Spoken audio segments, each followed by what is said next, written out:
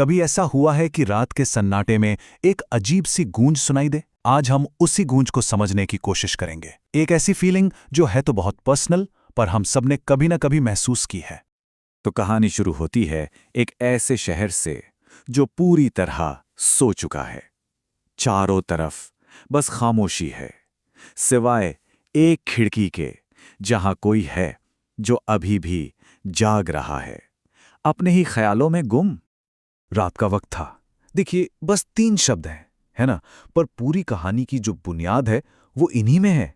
यही तो वो टाइम है जब दिन का सारा शोर थम सा जाता है। पूरा का पूरा शहर सो चुका था। दिन भर की वो भाग-दौड़, वो बातें, वो जिम्मेदारियां, सब कुछ जैसे नींद की चादर ओढ़कर सो गया था। लेकिन इस गहरे सन्नाटे के बीच एक खिड़की के पास कोई है जो अभी भी जाग रहा है। और हमारी कहानी का जो सेंटर पॉइंट है वो यही है। उसका फोन एकदम खामोश था, ना कोई मैसेज आ रहा था, ना कोई कॉल। और ये इंतजार किसी एक खास इंसान का नहीं था। ये तो बस एक उम्मीद थी कि शायद कोई तो हो जो इस अकेलेपन को समझ पाए। और पता है, इसी बाहरी खामोशी के बीच अंदर एक अलग ही तरह का शोर शुरू हो जाता है। ये वही पल है जब दबी हुई यादें बोलने लगती हैं। दिन और रात का ये जो फर्क है ना, ये बहुत गहरा है। दिन में क्या होता है? काम, लोग, हंसी मजाक, ये सब हमें बिजी रखते हैं। हमारा मन यहां वहां लगा रहता है।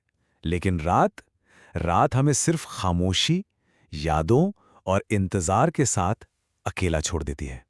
और यही रात की सबसे बड़ी सच्चाई है कि खामोशी कभी खाली नहीं होती, बल्कि इसमें वो सारी यादें बोलने लगती हैं जिन्हें हम दिन भर के शोर में कहीं दबा देते हैं। और इन्हीं यादों के समंदर में से एक याद उभर कर सामने आती है। एक बहुत छोटी सी बात, एक मामूली सा सवाल जो आज किसी खोए हुए कनेक्शन की बहुत बड़ी निशानी बन चुका है। और ये याद अकेलेपन को और भी गहरा कर देती है। देखिए, जब यादें आती हैं ना, तो वो अकेले नहीं आती, अपने साथ सवाल भी लाती हैं। और रात की ये खामोशी हमें एक ऐसी अंदरूनी उथल-पुथल में धकेल देती है जहां हम खुद से वो सवाल पूछने लगते हैं जिनका कोई सीधा-साधा जवाब होता ही नहीं है। सबसे पहला सवाल उठता है खुद की कीमत पर। क्या मैं काफी नहीं था? ये शक की वो पहली लहर है जो सीधे हमारी सेल्फ रिस्पेक्ट पर चोट करती है। और फिर ये शक और गहरा हो जाता है और हम गलती खुद में ही ढूंढने लगते हैं। क्या मैं ही गलत था? और जब खुद को दोष देने से भी सुकून नहीं मिलता, तो मन एक बाहरी वजह ढूंढने लगता है। या बस वक्त ही खराब था।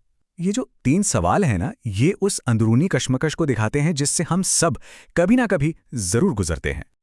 और फिर इन सब सवालों के बीच एक पल आता है, एक टर्निंग पॉइंट, जब जवाब कहीं बाहर से नहीं बल्कि हमारे अंदर से ही मिलता है। यही इस कहानी का सबसे जरूरी मोड़ है। और ये एक लाइन सब कुछ बदल देती है।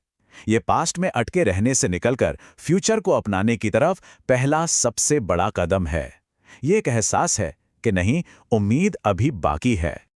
और बस यहीं कहानी को उसका हल मिलता है। ये कोई मैजिकल खुशी नहीं है, नहीं, ये है सुकून। वो शांति जो बड़ी मुश्किल से खुद के साथ वक्त बिताने और खुद से बात करने के बाद मिलती है। तो सवाल ये है कि सुकून का असली मतलब है क्या? ये उसी एहसास को एक नाम देता है जो उस किरदार ने महसूस किया। सुकून सारे जवाब मिल जाने में नहीं है। सुकून तो तब मिलता है जब हम सवालों के साथ जीना सीख लेते हैं।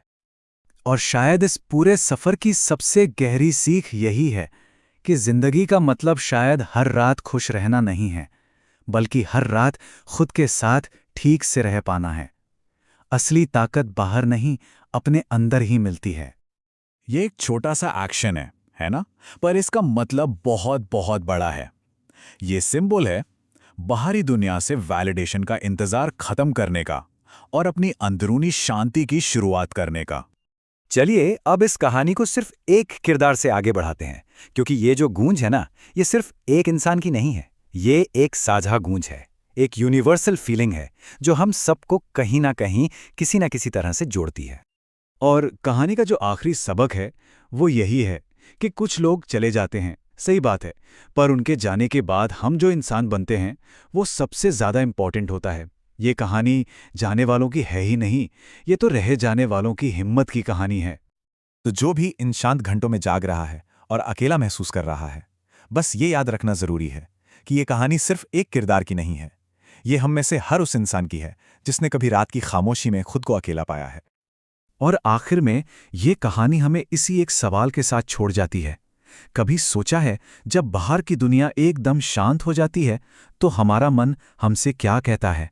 वो कौन सी सच्चाइयां हैं जो हमें सिर्फ और सिर्फ खामोशी में ही सुनाई देती हैं?